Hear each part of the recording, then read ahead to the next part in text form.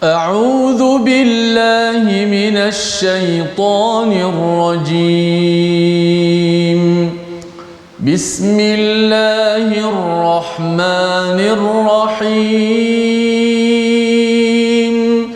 الحمد لله رب العالمين.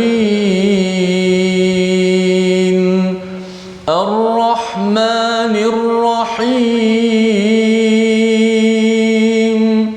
مالك يوم الدين. إياك نعبد وإياك نستعين.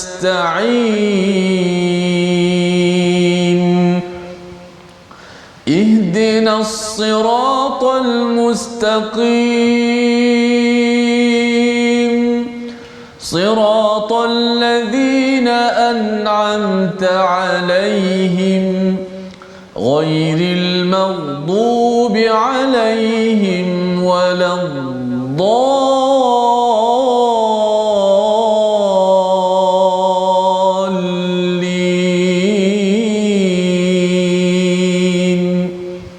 آمين آمين. Assalamualaikum warahmatullahi wabarakatuh. Alhamdulillah wassalatu wassalamu ala Rasulillah wa ala alihi wa man wala syada la ilaha illallah syadana Muhammadan abduhu wa rasuluhu. Allahumma salli ala sayidina Muhammad wa ala alihi wa sahbihi ajma'in. Amma ba'du. Apa khabar tuan-tuan dan puan yang dirahmati Allah sekalian? Kita bersyukur pada Allah Subhanahu wa taala pada hari yang mulia ini kita dapat meneruskan perkongsian pembelajaran kita daripada halaman 300 insya-Allah daripada surah Al-Kahf. Surah yang ke-18, surah yang bermaksud gua, mempunyai tema bagaimana kita menghadapi cabaran akhir zaman dengan panduan daripada Al-Quran. Kita ada cabaran beragama, cabaran berilmu, cabaran berharta dan juga cabaran kuasa yang ada yang Allah jadikan sebagai perhiasan, dan kita perlu memastikan amalan kita adalah yang lebih baik berteraskan kepada panduan Al-Quran. Pada hari ini kita bersama dengan Al-Fadil Ustaz Tirmizi Ali. Apa khabar Ustaz?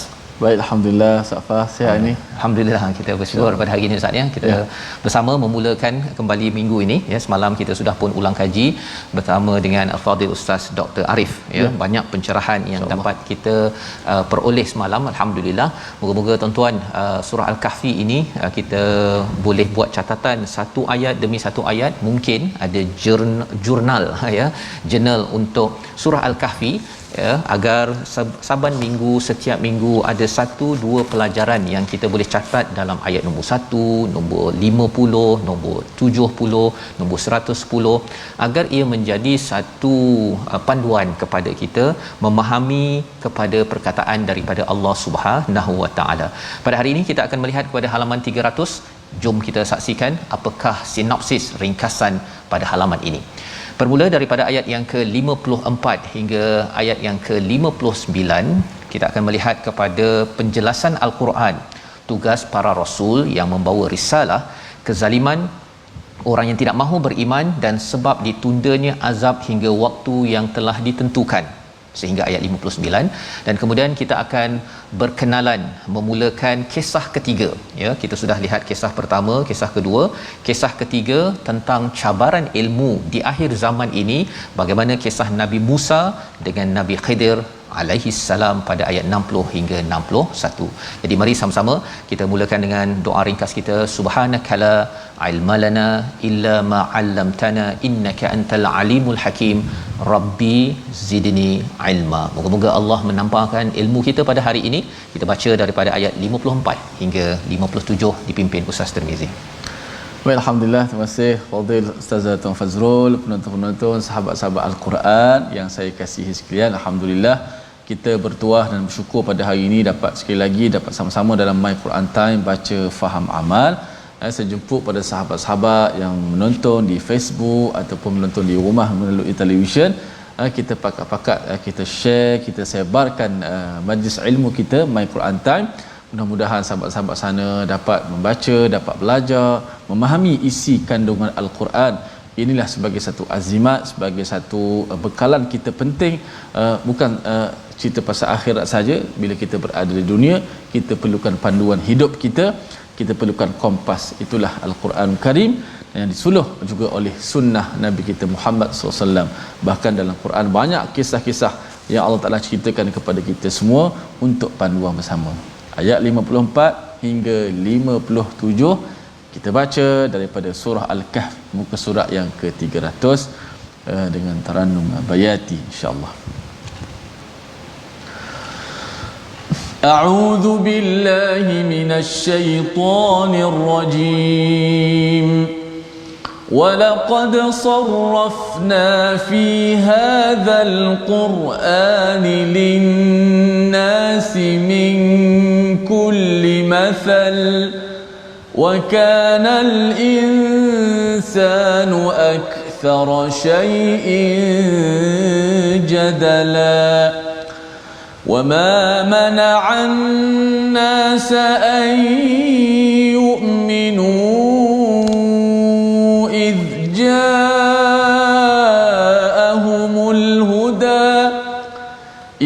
جاءهم الهدى ويستغفروا ربهم إلا أن تأتيهم سنة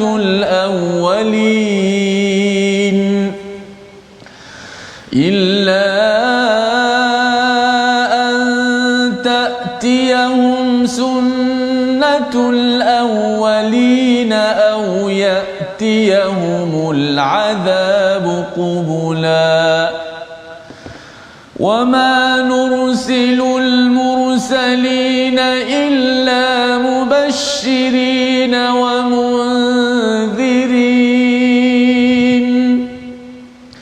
ويجادل الذين كفروا بالباطل ليدحضوا به الحق واتخذوا آياتي وما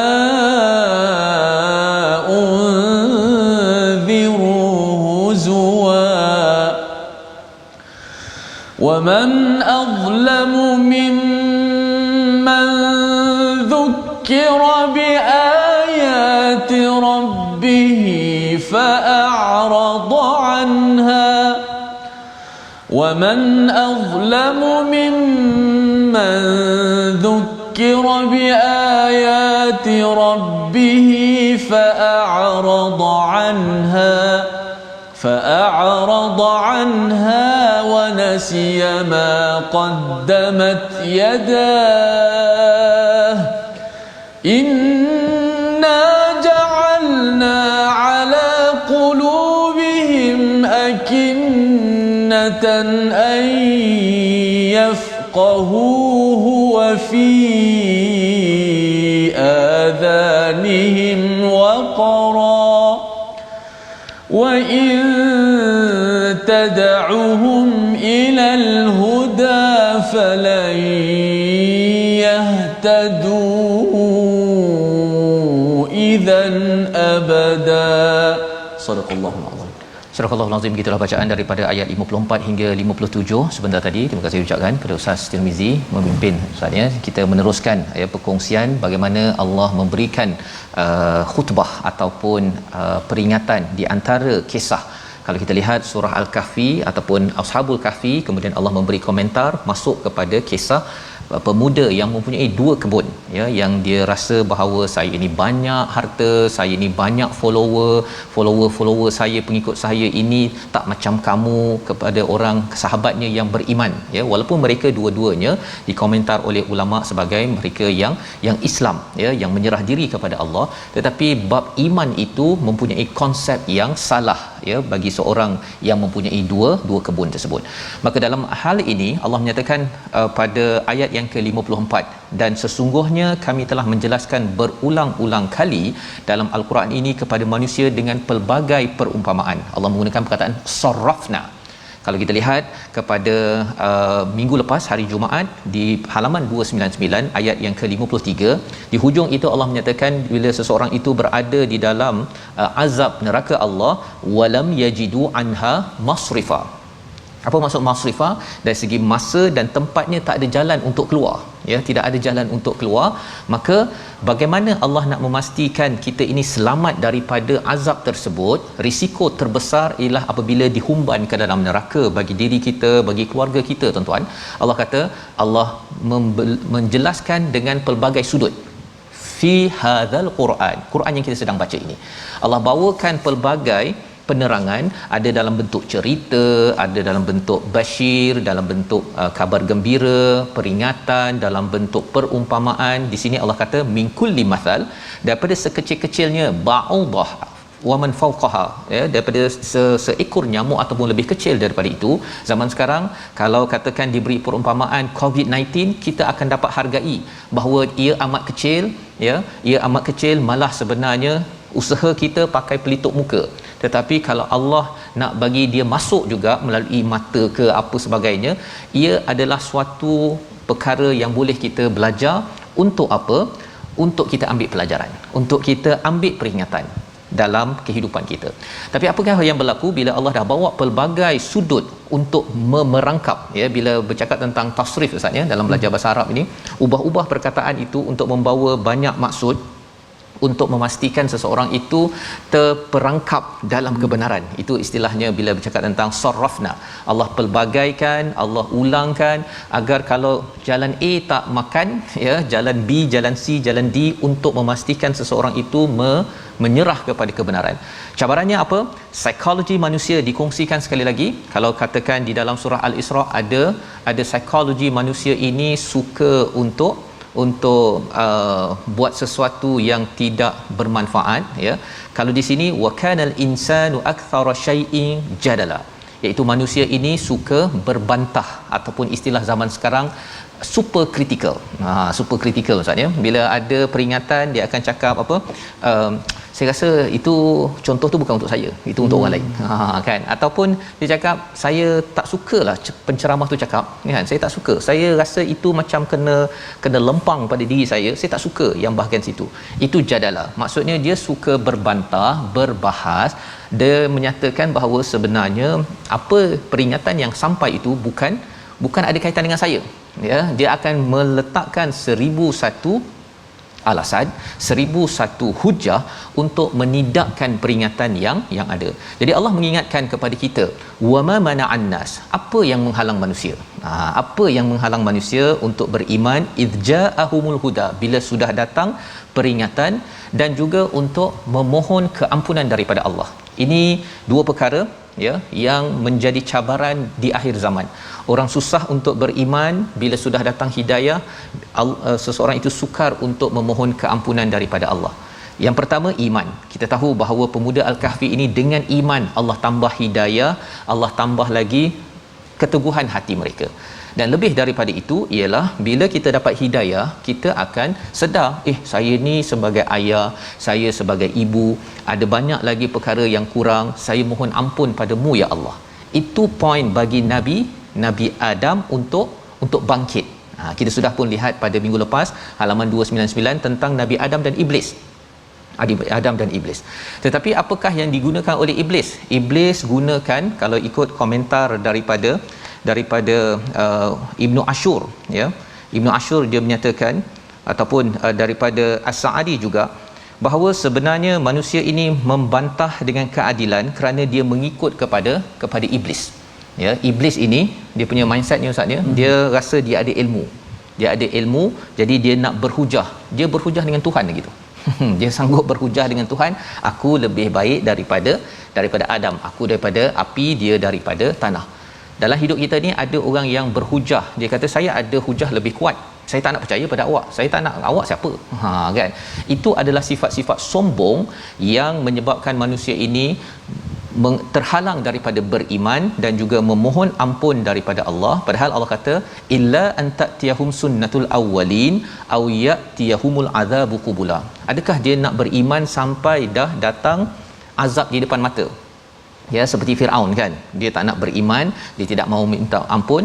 Bila sudah tenggelam barulah, saya mengaku la ilaha illa, kan, anta, ya, aku tidak ada Tuhan kecualimu ya Allah. Jadi di sini adalah panduan untuk kita sama-sama, ya, sama-sama ambil peringatan bahawa kalau kita bersama al-Quran, dua kesan, makin beriman kepada hidayah dan juga selalu kita minta ampun, istighfar. Ya Allah, ayat nombor 1 ni ataupun 54 ni rasanya saya ni kurang baca Quran, ada rasa itu, maka itu tandanya kita diberikan hidayah oleh Allah, diberikan rasyada. Tetapi kalau katakan ada orang yang mungkin Quran tidak memberi kesan menambah iman, Quran tidak memberikan kesan, hari ni saya rasa macam saya okey kot, tak ada kekurangan pun, tugas saya sebagai ayah, ibu, pemimpin, tak ada benda, semua okey, kan? Kalau rasa begitu, itu akan membawa kepada bibit iblis sebagaimana yang dinyatakan pada ayat 50 yang kita baca pada minggu lepas. Jadi bagaimanakah kita nak memastikan kita sentiasa dapat mesej daripada al-Quran, risalah daripada Quran, Nabi diutuskan. Dan ayat 56 kita nak ambil perhatian agar kita jangan mengikut kepada jejak langkah mereka yang kufur kepada al-Quran. Apakah cirinya? Cirinya kita baca sekali lagi ayat 56 bersama Ustaz Tirmizi. Baik, terima kasih Ustaz Fazrul di atas pencerahan dan penerangan tadi. Mudah sama-sama dapat kita menambahkan lagi keimanan dan keyakinan kita, kesan daripada al-Quran yang kita baca. Ayat 56 kita baca sekali lagi untuk dapat sama-sama kita mengambil pengajaran daripada ayat ini. A'udzubillahi minasyaitanir rajim. Wa ma nursilul mursalina illa mubashshirina wa mundhirin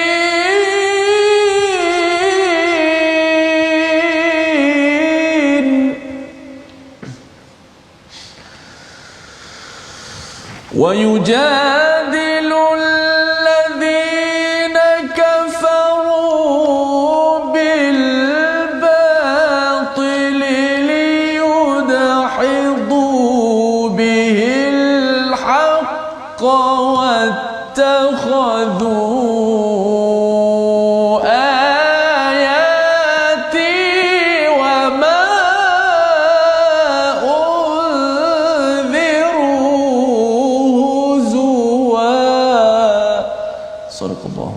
dan kami tidak mengutus para rasul melainkan sebagai pembawa khabar gembira dan pemberi peringatan, tetapi orang yang kafir membantah dengan cara yang batil agar dengan demikian mereka dapat melenyapkan yang hak dan mereka menjadikan ayat-ayatku dan apa yang diperingatkan terhadap mereka sebagai perkara huzwa, sebagai uluk-uluk. Jadi ini adalah mekanisme Allah beritahu tentang bagaimana seseorang itu boleh terhalang daripada mendapat risalah daripada Nabi.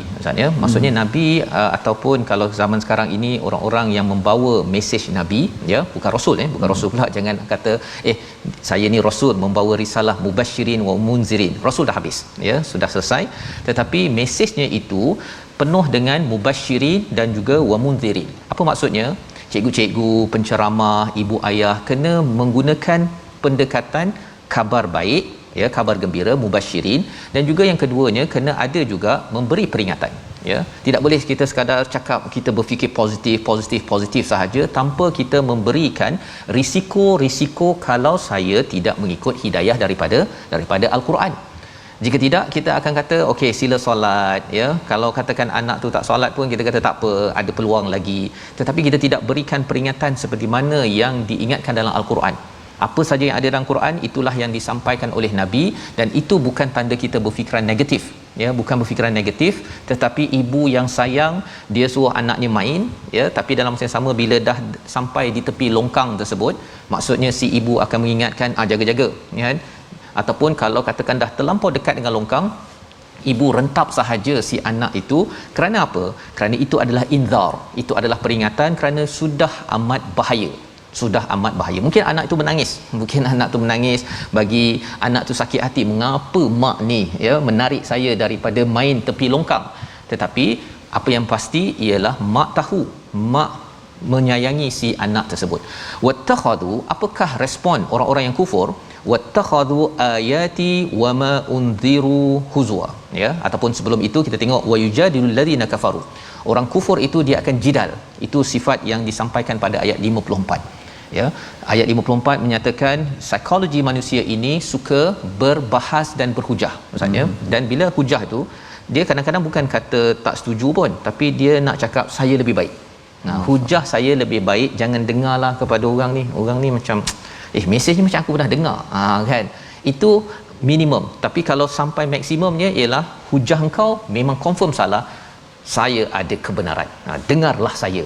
Itu adalah apa yang dibawakan oleh iblis, di mana dia rasakan bahawa dia senior, dia ada pengalaman berbanding dengan juniornya Nabi Adam, dan itu akan menyebabkan kita gagal kalau kita bertemu dengan Dajjal, naudzubillahi min zalik. Jadi cara untuk kita memastikan kita tidak jidal banyak ialah kita jangan sampai mengambil ayat-ayat yang disampaikan. Kita dengar, oh ini ayat Allah, ini peringatan, jangan ambil diolok-olok orang yang menyampaikan. Itu adalah character assassination, ya. Itu kaedah yang terbukti daripada zaman dahulu lagi. Bunuh karakter orang tersebut, maka habis mesej yang sedang disampaikan. Kerana ini adalah panduan, ya, kerana Allah nak bawakan kita kepada mesej ilmu, ya. Ilmu ini memerlukan kepada apa?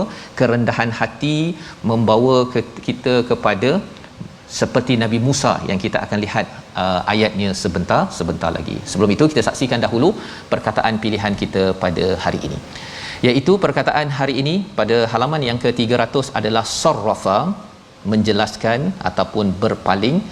30 kali disebut di dalam Al-Quran, di mana perkataan ini membawa maksud Al-Quran ini dalam masa ia menjelaskan, ia juga memalingkan orang-orang yang membawa kebatilan dengan pelbagai sudut. Dengan pelbagai sudut, setiap ayat Al-Quran ini adalah nur, dan ia akan melenyapkan kegelapan-kegelapan zulumat yang ada di dalam kehidupan.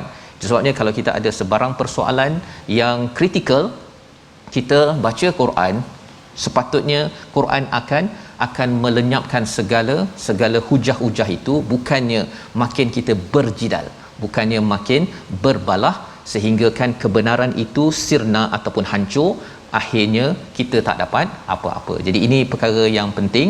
Bila dah dapat sesuatu peringatan, apa yang perlu kita buat, tuan-tuan?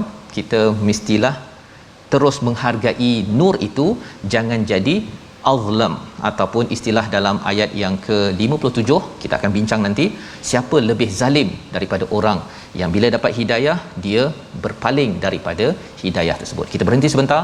My Quran Time, baca faham amal, insya-Allah.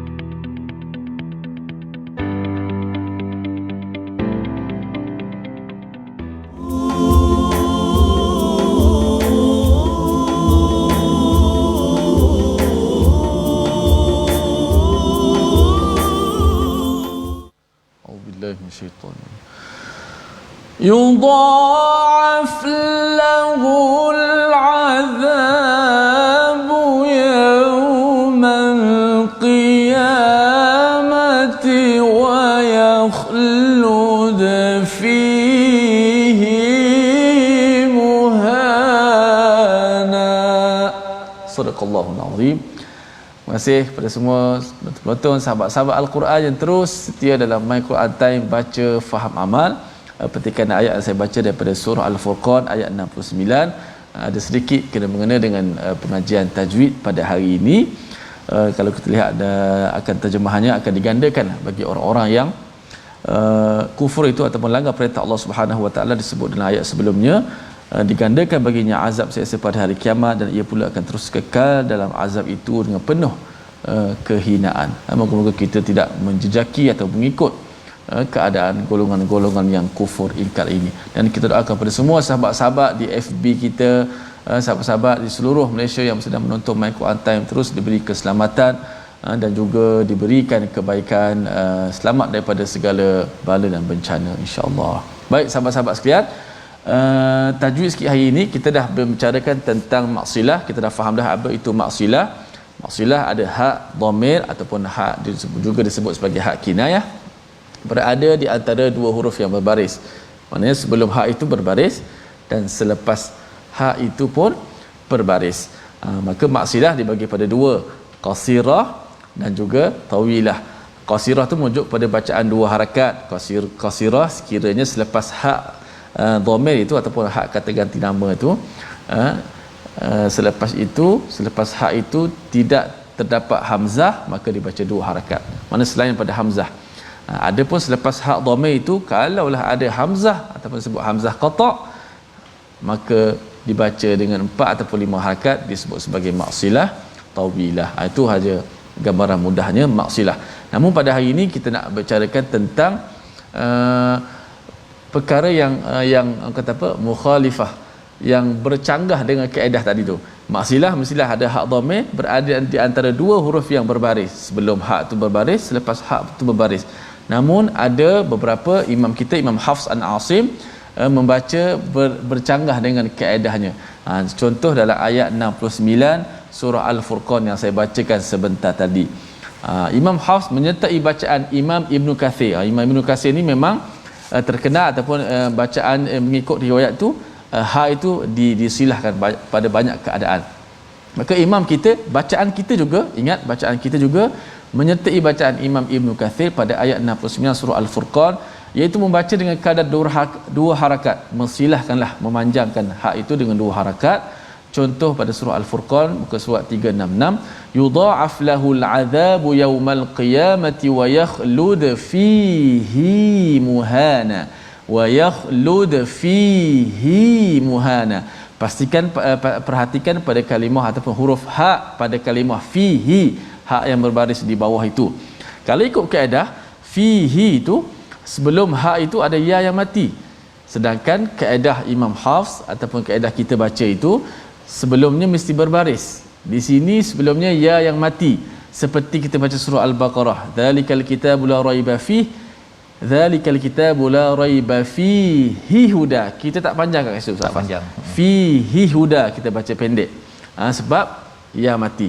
Tetapi di sini walaupun ya mati, kita baca panjang. Baca dua harakat mengikut Imam Hafs.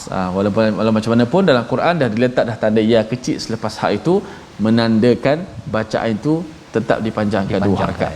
Jadi pengecualian daripada kaedah lah. Jadi penting perkara tersebut tadi Ustaz, bila tengok kepada maksud dia itu, memang fihi muhana itu sebenarnya dia macam kena kan dia dipanjangkan sikit itu, kehinaan yang diberikan kepada orang yang diazab itu, dia macam ditonyoh lebih lagi. Kan bila digunakan perkataan fihi berbanding dengan fihi muhana, itu macam azab itu macam sambil lalu sahaja. Itu kalau kita tengok dari segi kesan bacaan sebentar tadi Ustaz, dan mungkin ada banyak lagi rahsia lah dari segi cara bacaan itu sendiri. Jadi itu sedikit peringatan untuk kita dari segi bacaan tajwidnya dan kesan psikologi kepada kita. Pasal sebenarnya Quran ini Ustaz, bila Allah letakkan sarrafna, termasuklah tadi bila bacaan-bacaan ini pun dipelbagaikan untuk kita merasai pelbagai ilmu satu, tetapi lebih daripada itu adalah pelbagai perasaan. Kerana manusia ini dia kadang-kadang kalau diingatkan sekali, dua kali, satu cara, dua cara, dia tak jalan. Malah Allah cakap dalam ayat yang ke-57, waman azlam, siapa lebih lagi zalim daripada orang yang diingatkan tentang ayat-ayat Tuhannya, kemudian dia berpaling dan juga dia melupakan maqaddamat yadah, apa yang dia buat. Dia tak kisah apa yang dia buat, kan? Dia rasa macam orang lain tak betul, hina, yang betul saya. Kan? Kita rasa macam pernah dengar kan kisah ini. Siapa? Iblis ini dia dapat peringatan, dia buat, dia lupakan perkara itu, dia tutup, dia gelapkan peringatan daripada Allah untuk bersujud, dan kemudian dia rasa bahawa saya betul kan, saya betul. Jadi bila saya betul, dia sampaikan iblis ini dia tak nak sujud kepada menghormati kepada Nabi Adam dan mempertikaikan Allah Subhanahu Wa Taala. Ada orang yang begitu kerana dia bermain dengan perkataan pendapat sendiri, sayalah yang betul dalam beragama, orang lain no way. Kan? Tetapi sebenarnya tuan-tuan, kita sama-sama sedang mencari dalam perjalanan menuju Allah Subhanahu Wa Taala. Jadi kesan orang yang berpaling ini ya, inna ja'alna ala qulubihim akinnah, ya, diletakkan pada dia satu lapisan penyumbat, ya, kepada hatinya, an yafqahu. Perkataan yang kita nak beri perhatian ke sini adalah yafqahun, bukannya ya'lamun. Ya'lamun kita mungkin tahu Ustaz, ya, dia dah baca Quran 30 juzuk contohnya, tetapi Allah nyatakan di sini perkataan yafqahun. Yafqahun ini yang memasukkan, yang faqih, ya, dia bukan sekadar tahu, tapi dia faqih ataupun pakar dalam memahami dan mengamalkan apa yang dibawakan oleh Allah Subhanahu Wa Taala. Wa fi adhanihim waqra, dan pada telinganya ada penyumbat. Orang cakap, dia dapat mesej, dia akan terpantul balik. Tandanya apa? Kalau orang cakap, dia cakap, orang cakap, dia cakap, kan, ataupun dia komen. Tak ada satu yang dia senyap. Okey, saya rasa ini peringatan daripada Allah, saya kena ambil ini sebagai hidayah pada saya pada hari ini. Kesannya apa? Di hujung ayat 57, wa in tad'um ilal huda, kalau kita ajak dia kepada hidayah, falan yahtadu idan abada, tidak akan dapat hidayah disebabkan sudah ada penutup, penyumbat pada hati dan telinga, kerana perkara tadi, suka berjidal, suka berbahas, suka untuk memperolok-olokkan kebenaran yang datang daripada orang lain yang sebenarnya hakikatnya daripada Allah, dan juga suka untuk melupakan, ya, melupakan peringatan. Jadi ini adalah satu amaran. Bagaimanakah Allah memberi peluang kepada kita? Allah masih bagi peluang pada semua orang. Kalau kita rasa ada orang ini sombongnya, kan, kita lihat ayat 58, bagaimana kita mensikapi perkara-perkara ini. Kita teruskan Ustaz. Baik, terima kasih Fadil Ustaz Fazrul. Penonton sahabat-sahabat Al-Quran, saya melihat di Facebook Ustaz Faz, penonton-penonton rata-rata semua bertanyakan kepada keadaan sahabat kita juga yang selalu menonton Quran, iaitu Puan Julaiha binti Abdullah yang berada di LA, Los Angeles.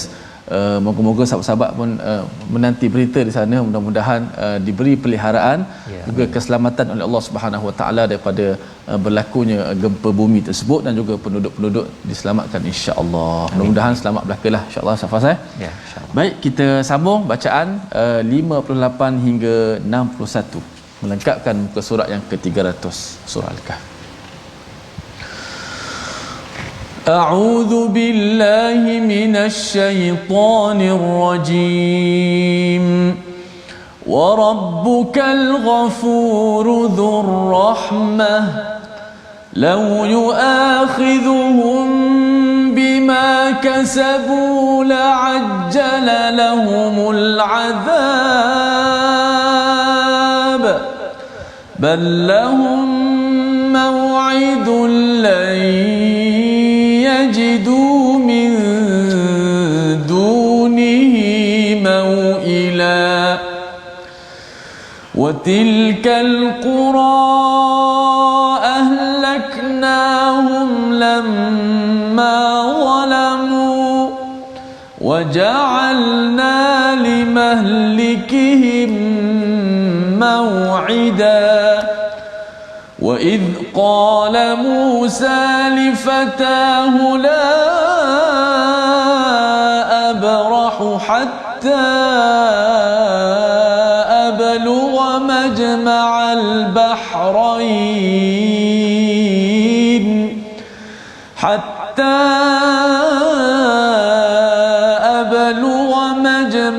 البحرين أو أمضي حقبا فلما بلغا مجمع بينهما نسيا حوتهما فاتخذ سبيله في البحر سربا صدق الله العظيم. Surah Al-Azim. Begitulah bacaan daripada ayat yang ke-58 hingga ayat yang ke-61, ya. Ayat ke-58 Allah menyatakan warabbukal ghafuruz rahmah, ya. Allah menyatakan dan Tuhanmu Maha Pengampun lagi memiliki kasih sayang. Bila kita melihat kepada beberapa peringatan daripada Allah bercerita tentang diri siapa? Diri saya, kan? Manusia ini suka berdebat, suka dia tidak mahu untuk cepat-cepat beriman, tidak mahu cepat-cepat memohon keampunan.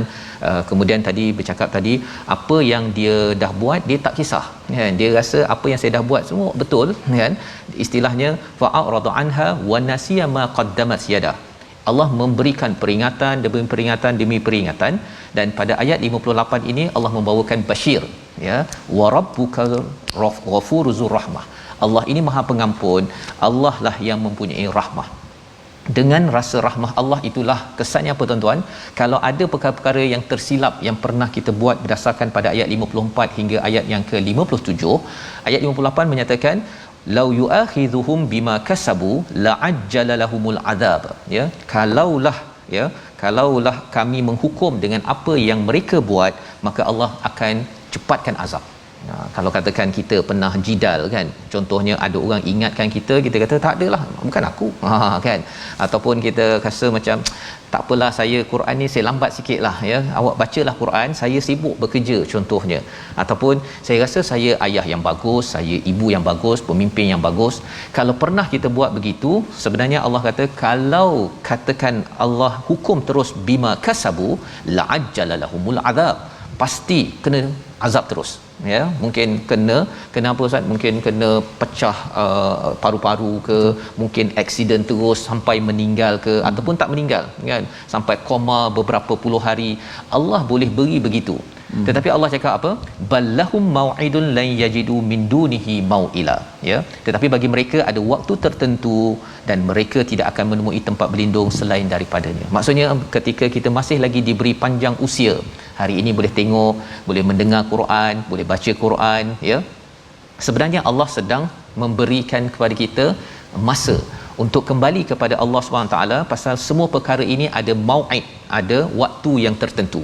Allah tak buat sembrono sahaja, Allah nak beri peluang kepada kita, jadi kita pun kena jaga mau'id, ya, janji kita kepada Allah Subhanahu Wa Taala dengan kita kembali balik. Oh, saya ni dah bersaksi pada Allah, saya nak ikut cakap Allah. Jadi kita cepat-cepat, ya, menyemak kembali ayat 54 hingga ayat 57 agar kita tidak mengulang apa yang telah dicontohkan oleh iblis laknatullah yang ingin menggoda manusia. Watilkal qura, ya, pada ayat 59, dan penduduk negeri itu telah kami binasakan ketika mereka melakukan kezaliman dan kami telah tetapkan waktu kebinasaan mereka, ya. Ini Allah cerita tentang orang-orang terdahulu. Tuan-tuan beri perhatian kepada perkataan lamma zalamu. Penting Ustaz, ya, bukan idza zalamu, lamma zalamu. Apa maksud lamma zalamu? Kalau idza zalamu, ketika mereka buat satu dua kezaliman, terus Allah akan hancurkan.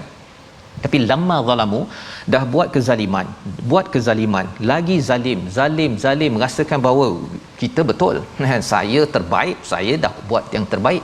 Maka ketika zalim atas zalim, kemuncaknya itu namanya lamma zalamu, ya.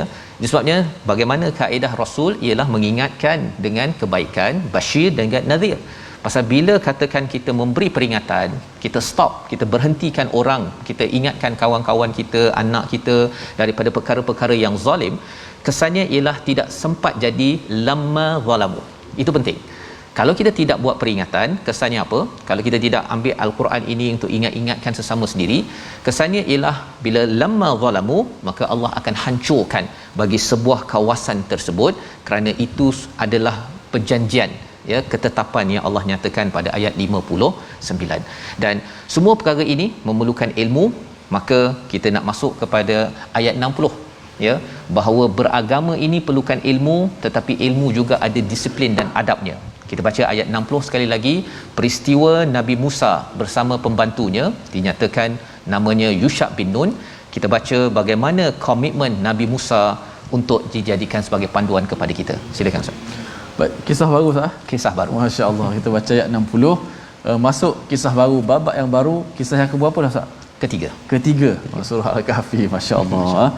Saya tengok kata Syekh Abu Ibrahim Abdul Ghali, Ahmad Ibrahim Abdul Ghali, dia kata Ustaz, dia kata barang siapa yang nakkan Allah ceritakan kepada dia, maka bacalah Al-Quran. Bacalah apa? Masya-Allah. Allah ceritakan kepada kita kisah-kisah yang Allah pilih sendiri, sudah pastilah kisah yang paling baik dan memiliki hikmah dan pengajaran. Ayat kisah-kisah terpilih Ustaz ya. Masya-Allah. Yang bagus untuk kita. Kan kisah-kisah dekat surat khabar kadang-kadang bagus tak bagus kan. Tapi yang ini yang terbaik. Alhamdulillah. Terbaik, insya-Allah. A'udzubillahi minasyaitonir rajim. وَإِذْ قَالَ مُوسَى لِفَتَاهُ لَا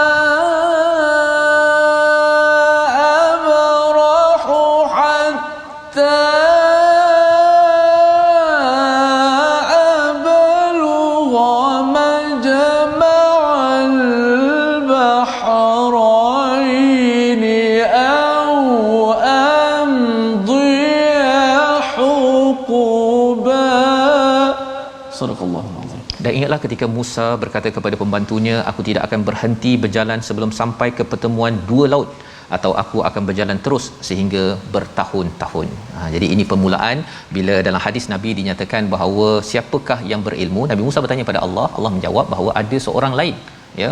Pasal Nabi Musa menjawab kepada Bani Israel cakap siapa yang lebih pakar, yang berilmu. Nabi Musa menjawab, Nabi Musa kerana beliaulah yang mengetahui Taurat, kitab yang turun kepada Bani Israel. Rupanya diingatkan oleh Allah, maka bagi seorang nabi yang merendah diri sanggup untuk menyatakan la abrahu hatta, aku tidak akan berhenti sampai berjumpa pertemuan dua laut. Ini yang dimaklumkan oleh Allah tempat hamba itu tinggal, au amdiya huquba, ataupun aku akan teruskan musafir aku ini bertahun-tahun. Huquba ini adalah jamak kasrah Ustaz ya, bukan jamak taqlil ataupun yang apa, jadi dua jenis jamak. Jadi kalau sepatutnya ahqaba ataupun huquba. Jadi kalau huquba ini maksudnya kalau 80 tahun ataupun 80 tahun lagi, sambung 80 tahun lagi, aku sanggup untuk travel, sanggup untuk musafir. Untuk apa? Mencari orang yang berilmu tersebut. Lambang kepada kerendahan hati, ya. Tidak seperti iblis ataupun pengikut-pengikutnya yang kata bahawa sayalah yang paling pandai. Baik. Jadi ayat yang ke-61, falamma, ya, apabila mereka sampai ke pertemuan dua laut itu, mereka lupa akan ikannya. Ya, terlupa akan ikannya. Fattakhaza sabilahu fil bahri ajaba, saraba, ya, iaitu kalau katakan dah jumpa pertemuan antara dua laut itu, mungkin begitulah gayanya Ustaz ya. Kalau pertemuan dua laut tak tahu kat mana, kita tak perlu tahu kat mana tempat itu. Tapi pelajarannya ialah apa? Ketika sampai ke tempat itu, mereka berdua terlupa. Bukan Yusha bin Nun ataupun pembantu saja terlupa, Nabi Musa juga terlupa. Dan inilah yang kita ingin lihat, apakah yang berlaku bila mereka terlupa. Ikan yang dibawa oleh Yusha bin Nun ni lapar, dah letih dah ni. Adakah Nabi Musa marah kerana si pembantu tidak jaga ikan elok-elok ataupun macam mana? InsyaAllah kita tengok pada hari esok. InsyaAllah kita lihat dahulu resolusi pada halaman 300, iaitu yang pertama, hargai pengajaran dan isi kandungan Al-Quran serta elakkan daripada banyak berbalah ataupun memberi komentar yang tidak melambangkan kerendahan hati. Itu yang pertama. Yang kedua, jangan bertangguh untuk menyambut hidayah. Dalam kehidupan kita ada peluang untuk mendapat hidayah, belajar Quran, cepat-cepat kita rebut peluang tersebut. Dan yang ketiga, manfaatkan peluang umur yang Allah bekalkan kepada kita untuk sentiasa kembali kepada Allah Subhanahu Wa Taala. Kita berdoa Allah jadikan kita seorang yang dapat menguruskan ilmu di akhir zaman ini, insya-Allah. Silakan Ustaz. Bismillahirrahmanirrahim. Alhamdulillah wassalatu wassalamu ala Rasulillah. Allahumma fil lana dhunubana wa kaffir 'anna sayyi'atina wa tawaffana ma'al abrar. Ya Allah, Tuhan kami, ampunilah dosa-dosa kami ya Allah. Ya Allah, Kau hapuskanlah segala kesalahan kami ya Allah. Ya Allah, Kau matikanlah kami di kalangan orang-orang yang beriman, di kalangan orang-orang yang abrar ya Allah. Ya Allah, ya Tuhan kami, tidak ada sesiapa yang boleh mengampunkan dosa kami kecuali-Mu ya Allah. Ya Allah, peliharalah kami ya Allah, selamatkanlah kami di mana saja kami berada ya Allah. Bila kesihatan kepada kami, bila ruang dan kesempatan waktu kepada kami ya Allah. Ya Allah, bersihkanlah hati-hati kami semua ya Allah. Ya Allah, bersihkanlah hati-hati kami semua ya Allah daripada sifat munafik ya Allah. Ya Allah, daripada amalan-amalan yang riak ya Allah, daripada lidah-lidah yang dusta ya Allah.